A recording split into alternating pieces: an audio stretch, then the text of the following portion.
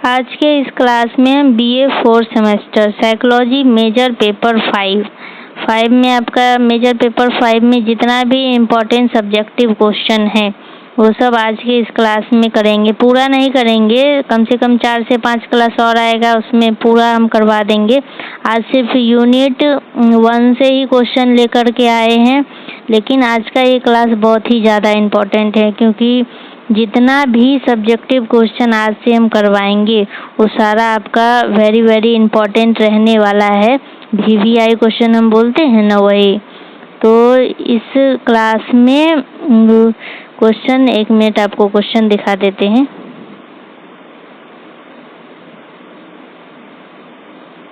एक मिनट।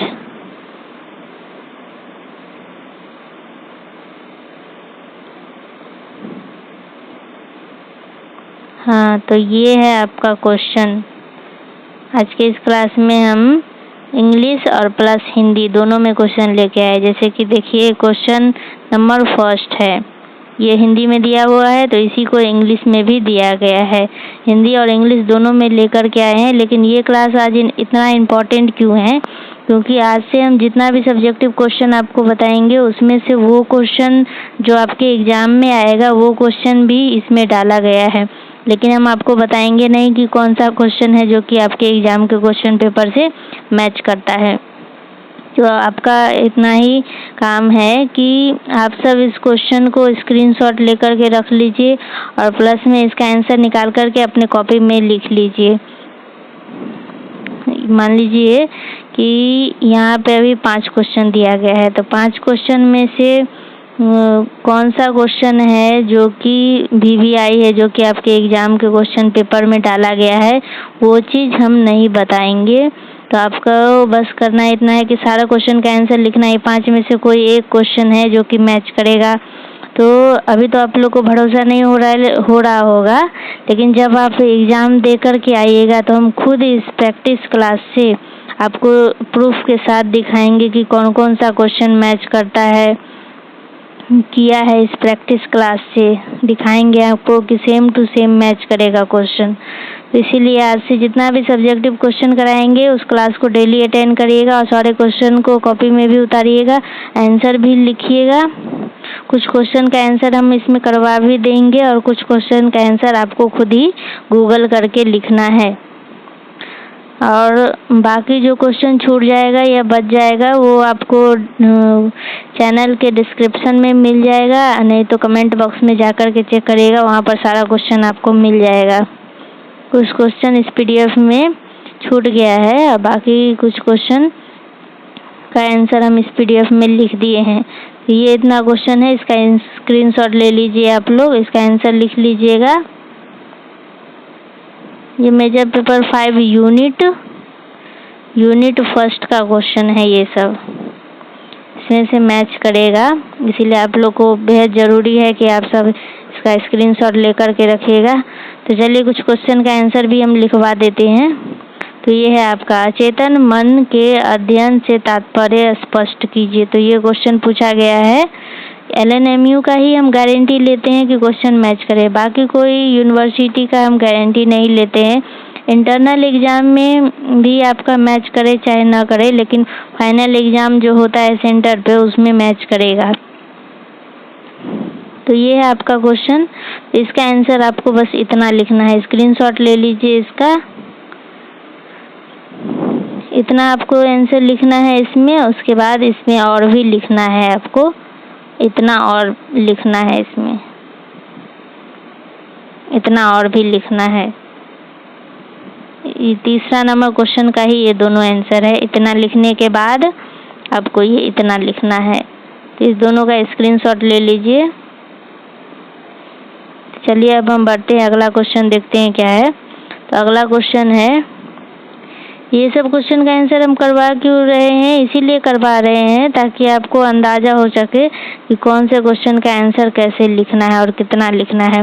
जैसे कि आपका एग्ज़ाम में शॉर्ट क्वेश्चन और लॉन्ग क्वेश्चन पूछा जाता है, तो शॉर्ट क्वेश्चन को आपको कम से कम 2 से 3 पेज में आंसर लिखना है। वो जो 5 नंबर का क्वेश्चन पूछा जाता है उसका 2 से 3 पेज में आंसर देना है, और जो 10 नंबर का क्वेश्चन पूछा जाता है उसको 5 से 6 पेज में आंसर लिखना है। आपको हर एक क्वेश्चन को 5 से 6 पेज में आंसर लिखना है। तो ये है आपका चौथा क्वेश्चन। ये पूछा गया है मनोचिकित्सा की अवधारणा का क्या अर्थ है। तो इसका आंसर आपको इतना लिखना है। इतना लिखने के बाद और भी इसमें लिखना है, इसका स्क्रीनशॉट ले लीजिए। इतना लिखने के बाद ये भी आपको इसी में लिखना है। चौथे नंबर क्वेश्चन में भी इसको भी लिखना है। चलिए अब हम आगे बढ़ते हैं। अगला सवाल है आपका, समुचित प्रेरणाओं का अभाव भी व्यक्ति में असामान्य व्यवहार का मुख्य कारण है। संक्षिप्त व्याख्या कीजिए। इसमें आपको बस इतना लिखना है। हम इसको पूरा रीड नहीं करेंगे क्योंकि रीड करने से क्या होता है कि वीडियो काफ़ी लंबा हो जाता है, फिर ज़्यादा से ज़्यादा क्वेश्चन नहीं करवा पाते हैं। इसीलिए हमको ज़्यादा से ज़्यादा क्वेश्चन करवाना है। तो बस ये सब आप नोट कर लीजिए कॉपी में, तो स्क्रीनशॉट ले लीजिए। अगला सवाल है आपका, रूढ़िवादी विचारधारा की संक्षिप्त विवेचना कीजिए। इसमें आपको इतना लिखना है। इतना ये पूरा लिखना है। अभी आपको लग रहा होगा कि बहुत ज़्यादा आंसर हो, लेकिन वहाँ बीए में आपको कम से कम 22 से 25 पेज तो लिखना ही चाहिए, तभी जा कर के अच्छा मार्क्स आएगा। इतना आपको इसमें लिखना है। अगला सवाल है आपका, 7 नंबर सवाल है, प्राचीन काल चिकित्सा पद्धति क्या है बताइए। इसका में आपको इतना लिखना है। जल्दी से नोट कर लीजिए आप लोग इसको कॉपी में, या स्क्रीनशॉट लेकर रख लीजिए, बाद में नोट कर लीजिएगा। अगला सवाल है 8 नंबर क्वेश्चन है, मध्यकालीन असामान्य व्यवहार क्या है, उपचार सहित बताइए। इसमें आपको इतना लिखना है। वो जो आपको हम फर्स्ट में दिखाए थे क्वेश्चन, ये हाँ, ये जो हम आपको क्वेश्चन दिखाए हैं इसका आंसर, ये क्वेश्चन का आंसर हम नहीं लिखवा रहे हैं, एक्स्ट्रा कुछ और क्वेश्चन है उसका लिखवा रहे हैं। इसको तो आपको खुद ही लिखना है। हम बस एक्स्ट्रा कुछ क्वेश्चन का आंसर करवा रहे हैं जो कि आपके एग्जाम में पूछा गया है LNMU के द्वारा। ये दूसरे यूनिवर्सिटी का नहीं है, ये LNMU का ही है। अगला सवाल है, कुछ सवाल आपका है। अब इसका सवाल का जवाब आपको खुद ही लिखना है, गूगल करके लिख लीजिएगा, नहीं तो अगले क्लास में या फिर किसी दिन हम ये सब का आंसर भी लिखवा देंगे।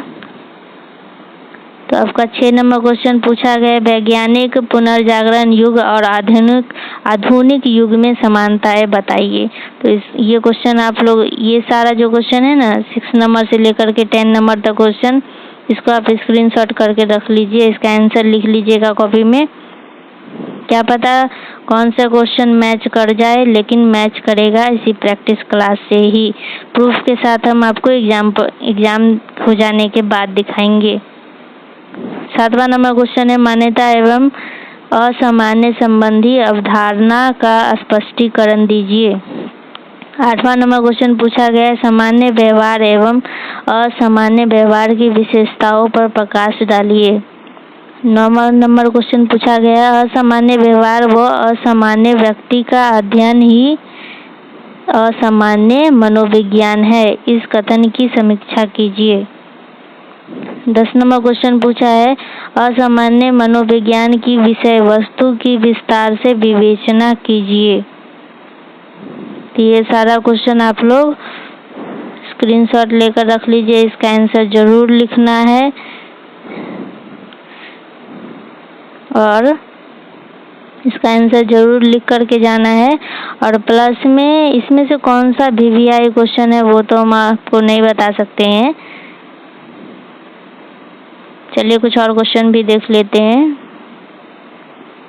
हाँ, तो 11 नंबर से लेकर के 14 नंबर, इसका भी आंसर आपको खुद लिखना है। हम सिर्फ क्वेश्चन बता दे रहे हैं क्योंकि सबका आंसर लिखवाना पॉसिबल नहीं था, इसीलिए हम सबका आंसर लेकर के नहीं आ पाए हैं। सिर्फ क्वेश्चन दे रहे हैं आपको, ताकि आप गूगल करके लिख लीजिएगा, आपके एग्जाम में मार्क्स आ जाए। अच्छा, बस इतना ही बहुत है। 11 नंबर क्वेश्चन पूछा है, असामान्य मनोविज्ञान के ऐतिहासिक पक्ष को आदिकाल से आधुनिक काल तक स्पष्ट कीजिए। 12 नंबर क्वेश्चन पूछा है, सामान्यताएं एवं असामान्यताएं का अर्थ स्पष्ट कीजिए, सामान्य व्यवहार की विशेषता भी बताइए। अगला सवाल है आपका, जो व्यक्ति सामान्य व्यवहार से प्रेरित नहीं होता वह ही असामान्य व्यवहार प्रदर्शित करता है। इस कथन की पुष्टि असामान्य व्यवहार की विशेषताओं के संदर्भ में कीजिए। 14 नंबर क्वेश्चन पूछा है, सामान्य एवं असामान्य व्यवहार में अंतर स्पष्ट कीजिए। बस इसका स्क्रीनशॉट ले लीजिए। ये लॉन्ग क्वेश्चन था और ये भी लॉन्ग क्वेश्चन ही है। आगे कुछ और भी सवाल है। अब 15 नंबर क्वेश्चन पूछा है, असामान्य व्यवहार की वर्गीकृत व्याख्या विस्तार से कीजिए। असामान्य व्यवहार के विभिन्न कारकों का स्पष्टीकरण कीजिए। असामान्य व्यवहार के सामाजिक एवं मनोवैज्ञानिक कारकों की व्याख्या कीजिए। ये सारा क्वेश्चन यूनिट 1 से लेकर के आए हैं। आज हम यूनिट 1 से सिर्फ लेकर आए, अगले क्लास में दूसरे यूनिट से लेकर के आएंगे। इस सबका स्क्रीनशॉट ले लीजिए, इस सबका आंसर लिख लीजिएगा, क्योंकि ये पीवीआई क्वेश्चन है। इसमें से आज करीब 22 से 30 क्वेश्चन लेकर के आए हैं हम आप लोग के लिए। तो 22 से 30 क्वेश्चन में कौन सा क्वेश्चन है जो कि आपके एग्जाम में प्रिंट हुआ है, वो तो आप सबको नहीं बता सकते हैं, इसीलिए आप सब इसका स्क्रीनशॉट ले लीजिए और इसका आंसर लिख लीजिएगा खुद ही। तो लॉन्ग क्वेश्चन का आंसर कैसे लिखना है वो हम एक क्वेश्चन को का एग्जाम्पल लेकर के आए हैं कि आपको लिखना कैसा है। तो 13 नंबर क्वेश्चन है, जो व्यक्ति सामान्य व्यवहार से प्रेरित नहीं होता वह ही असामान्य व्यवहार प्रदर्शित करता है। इसका कथन की पुष्टि असामान्य व्यवहार की विशेषताओं के संदर्भ में कीजिए। जिसको आपको ऐसे लिखना है, ऐसे आंसर देना है, इतना लिखना है। उसके बाद इसमें और भी आपको लिखना है, उदाहरण भी देना है। उदाहरण के तौर पर ये सब देना है। ऐसे बस इतना ही नहीं लिखना, और भी आपको लिखना है जो कि आप अपने मन से भी लिख सकते हैं। इतना लिखने के बाद अब हम शॉर्ट क्वेश्चन कुछ देख लेते हैं जो कि यूनिट 1 से ही पूछा गया है। तो ये शॉर्ट क्वेश्चन है जिसका आपको आंसर 2 से 3 पेज में देना है। तो पहला क्वेश्चन है, DSM-5 से आप क्या समझते हैं। क्लास में भी हम DSM के बारे में आपको पढ़ाए थे, तो क्लास अगर नहीं देखे होंगे तो जाकर के देख लीजिएगा। What do you understand by DSM-5, English में क्वेश्चन है। और दूसरा क्वेश्चन पूछा है, DSM-5 के उद्देश्य का वर्णन कीजिए, ये दूसरा क्वेश्चन है। और तीसरा क्वेश्चन पूछा है, DSM-5 और ICD-11 के बीच अंतर स्पष्ट कीजिए। चौथा क्वेश्चन पूछा है, DSS-5 और ICD-11 के बीच समानताएं लिखिए। स्क्रीनशॉट ले लीजिए इसका, इस सब का आंसर आपको लिखना है। और कुछ लॉन्ग क्वेश्चन है, यूनिट 1 से ही है ये सारा। DSM-5 से आप क्या समझते हैं, इसके उद्देश्यों का वर्णन कीजिए। दूसरा क्वेश्चन है, DSM-5 के वर्गीकरण की विस्तृत व्याख्या कीजिए। तीसरा क्वेश्चन है, ICD-11 का क्या अभिप्राय है, इसके उद्देश्यों का उल्लेख कीजिए। चौथा क्वेश्चन है, ICD-11 के वर्गीकरण की विस्तृत विवेचना कीजिए। अब जिनका इंग्लिश मीडियम है उनके लिए ये सब क्वेश्चन है, इंग्लिश में क्वेश्चन है। यही क्वेश्चन को इंग्लिश में दिया गया है, तो इंग्लिश वाले बच्चे भी के लिए भी आसानी से हम लेकर के आए हैं। चलिए कुछ और भी क्वेश्चन देख ले तो हो गया। बस इतना ही क्वेश्चन था आज की इस क्लास में। जितना भी क्वेश्चन, कुछ क्वेश्चन छूट गया है तो आप लोग डिस्क्रिप्शन में या फिर कमेंट बॉक्स में जाकर के चेक करेंगे, वहाँ पे आपको सीरियल वाइज में सारा क्वेश्चन दे दिया गया है, तो वहाँ से आपको सारा क्वेश्चन मिल जाएगा। तो आज से जितना भी क्लास करवाएंगे आप सबको अटेंड करना है, सारा क्वेश्चन को उतारना भी है क्योंकि आप लोग के लिए इम्पोर्टेंट है।